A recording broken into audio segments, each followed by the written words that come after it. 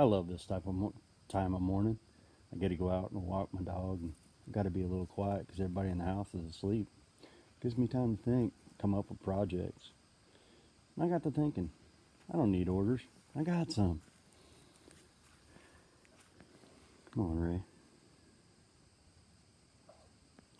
She sure likes to sniff in the morning. I really wish she'd get on with her business. But anyway, taking you for a tour through the yard today. Got to see the old smoker going yesterday for Labor Day weekend. It was a pretty good day. But on this venture with my dog, I gotta grab a few things. Need some leaves. I'm gonna ask why, but I'm gonna show you here in a little bit.